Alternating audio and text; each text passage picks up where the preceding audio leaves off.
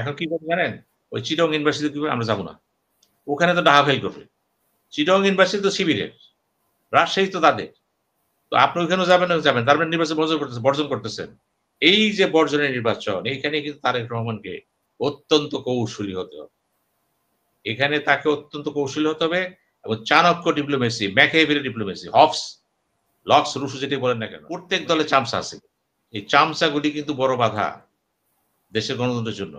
নেতৃত্বকে তারা প্রতি মুহূর্তে কিন্তু ক্ল্যাশ করে দেয় না। আমি সেই জন্যই বললাম যে এই মুহূর্তে বিএনপির জন্য বড় একটা চ্যালেঞ্জ আছে। যে কোনো ভাবে তারেক রহমানকে দেশে ফিরতে হবে। আপনি যদি কোনো কারণ দেখায় দেশে না ফিরেন, আপনি হেরে যাবেন। আপনি জিয়াউর রহমানের ছেলে, খালেদা জিয়ার ছেলে। এই দেশের ইতিহাস কিন্তু ভালো না। মাটি পদদলিত করে আপনাকে বাংলাদেশ ফিরে আসতে হবে। যদি ফিরে না আসেন, আপনি বিএনপিকে টিকে রাখতে পারবেন না। এটা কিন্তু কোনো না কোনো ভাবে দলের ভিতরে লোক আছে কিন্তু বিএনপি ভাঙার চেষ্টা করা হচ্ছে কিন্তু। তার একটা বড় কি, আপনি বিলম্ব করা মানে বিএনপি কিন্তু দুর্বল হয়ে যাওয়া। এই ষড়যন্ত্র জিতে গেলে কিন্তু আপনি ঠকবেন। এটা হলো সরকারের দায়িত্ব। সরকার বলতেছে মানে এটা কি বলে বিএনপিকে ঠান্ডা করে রাখা যে না বিএনপি যাতে, কারণ আবার জামাতকেও আমরা দেখতেছি নির্বাচনের ব্যাপারে একমাত্র বিএনপি আছে আর ছোটখাটো কিছু দল তাদের সাথে। জামাত পিআর নিয়ে এক ধরনের ইয়ে করে বসে আছে। না, নির্বাচন হইতে হলে 5টা শিফট দরকার। এক খেয়াল করে, প্রথম শক্তি হলো পলিটিক্যাল পার্টি, দ্বিতীয় শক্তি জনগণ, তৃতীয় শক্তি সরকার। খেয়াল করেন কিন্তু চতুর্থ শক্তি আর্মি, পঞ্চম শক্তি হচ্ছে সবচেয়ে বড় শক্তি, ডিসাইডিং ফ্যাক্টর, ভূ রাজনীতি। এই মুহূর্তে কে আছে?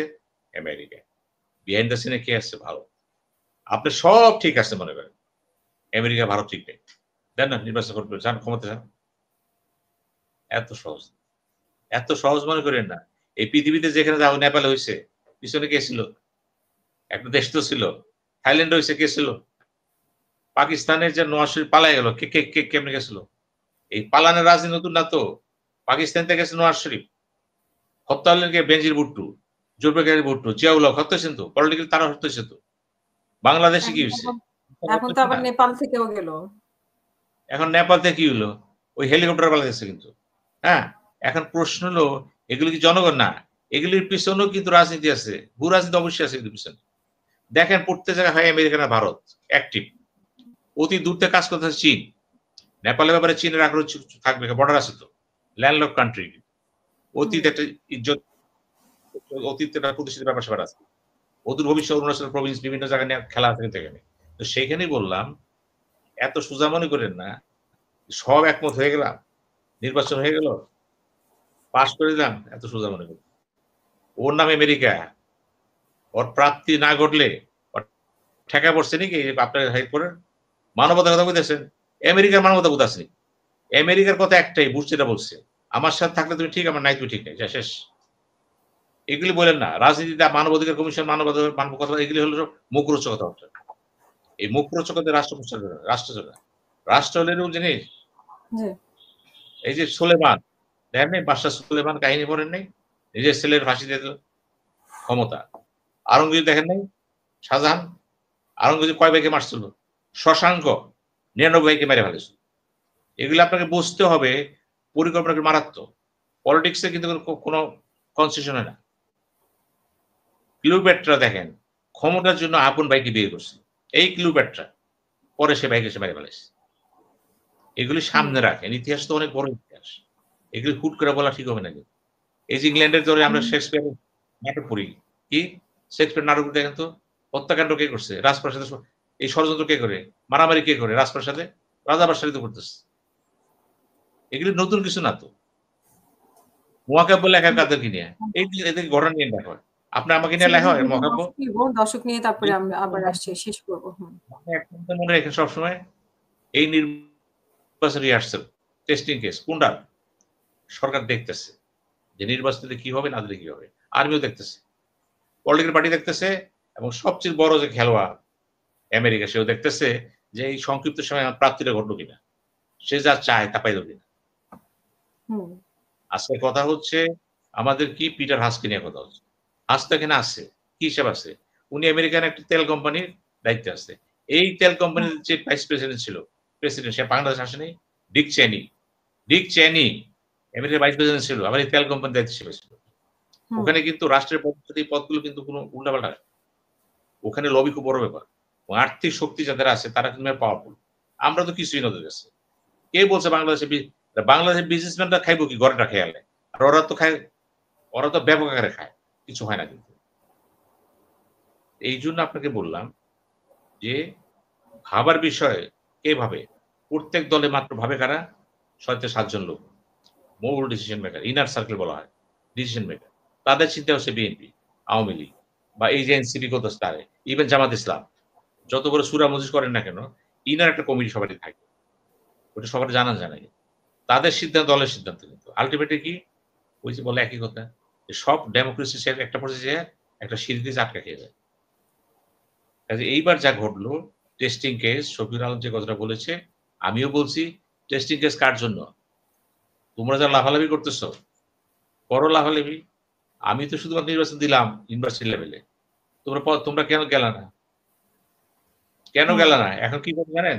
ওই চিটং ইউনিভার্সিটি আমরা যাবো না, ওখানে তো ডাহা ফেল করবে। চিটং ইউনিভার্সিটি তো শিবিরের, রাজশাহী তো তাদের, তো আপনি ওখানেও যাবেন না, যাবেন, তার মানে নির্বাচন বর্জন করতেছেন। এই যে বর্জনের নির্বাচন, এইখানে কিন্তু তারেক রহমানকে অত্যন্ত কৌশলী হতে হবে। এখানে তাকে অত্যন্ত কৌশলী হতে হবে এবং Chanakya diplomacy, Machiavelli diplomacy, Hobbes, Locke's, Rousseau যেটি বলেন না কেন, এবং আমেরিকান যে ডিপ্লোমেসি তারা করছে, তারা এই বুদ্ধি আসেন না কেন যে কিভাবে আমি খেলবো। এটা 2025 সাল, কিন্তু অতীতে ডিপ্লোমেসি চলবে না কিন্তু। এখানে প্রতি মুহূর্তে চেঞ্জিং সিনারি আসতেছে।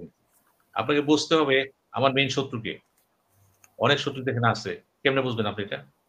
না, কর্মী কি বলে বাদ দেন না কিন্তু, আমি তাকায় থাকি সবসময় ওই যে ইনার সার্কেল কি বলে, that is a democracy for all the party. সেই ক্ষেত্রে নির্বাচন হয়ে যাবে সব বিষয়ে। এবং আমি জানি চিটং ইউনিভার্সিটিতে যদি তারা না যায়, আপনি পরাজয় জেনেও যান না কেন, আপনি মনে করে রাখেন আমরা সামনে নির্বাচন জিতবো, প্রত্যেক ইউনিভার্সিটি ছাত্রদল যাবে ইলেকশন করবে। কারণ তারেক রহমানকে প্রমাণ করতে হবে যে তিনি যে এত বছর বাইরে রইলেন, এত কষ্টের দল ঠিক রাখলেন, আসলে কি দল জনগণের সমর্থন পাইছে, নাকি হাতির মতো খেয়ে বড় হয়েছে? এটা কি সিংহ হয়েছে? এখানে বুঝতে হবে এখানে যে কি হলো এটা। এইখানেই তো খেলাটা। ইউনূস সাহেব তো টোকা দিয়ে দিয়েছে এখানেই। এরপরে যদি নির্বাচনের কথা বুঝতেছেন, এরপরে হঠাৎ করে বলে দেয় নির্বাচন তো হবে, লোকাল গভর্নমেন্ট নির্বাচন হবে। কারণ দেখা গেছে এইভাবে নির্বাচন দিলে, দলীয় নির্বাচন দিলে দল আইসা কোন নির্বাচন সুস্থ হবে না, কোন দলের আওতায় দলীয় লোকাল গভর্নমেন্ট নির্বাচন হবে না। তাহলে সেই কাঠামোটা কি? এই সংস্কার কমিশন করতে পারছে এটা? সংস্কার কমিশন বলছে নির্বাচনের সময় লোকাল গভর্নমেন্ট সারা বছরই চলে, কি করবেন? আপনাকে বিশ্বাস করতে হবে কিন্তু দলকেই, উপায় নাই তো আপনাকে। নির্বাচন সারা বছর চলে, তবে কি করবেন লোকাল গভর্নমেন্টে? সেই জন্যই বললাম যে মূল কথাটা হলো যে আমরা ভালো হয়েছে কিনা। আমরা ভালো না, আমরা গণতন্ত্র মানা না, আমরা সবাই স্বৈর শাসক, আমরা সবাই ক্ষমতা লোভী, অর্থ লোভী, এবং সুযোগ পেলেই আমরা প্রভুত্ববাসী ব্যঞ্জন, যেটা শেখ হাসিনা ওপেনলি করছে, কোন লজ্জা রাখেনি, স্টেট যেটা ভালো মনে করছে। এবং যিনি বলা শুরু করলেন আমি আমি আমি আমি আমি দিয়েছি, আমি করেছি, সেদিনে কিন্তু আল্লাহর আরশ খাবে, হে বান্দা তুমি দিচ্ছ, বোঝে নেই।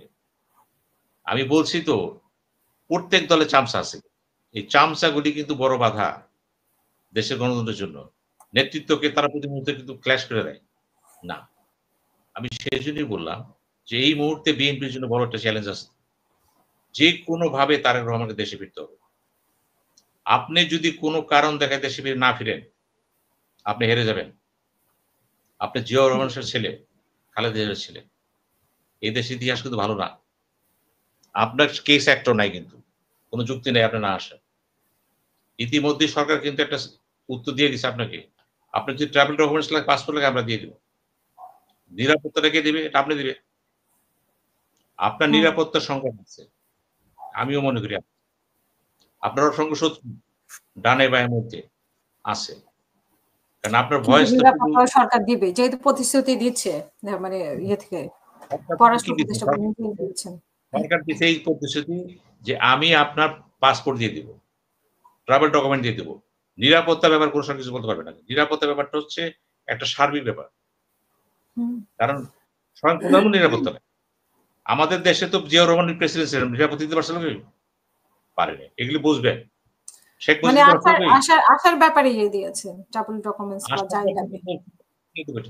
এখন দেখার ব্যাপার তিনি আসতে পারবেন কিনা, বা আদৌ তাকে ছলে বলে কৌশলে বিভিন্ন ভয়ভীতি দেখানো হবে কিনা।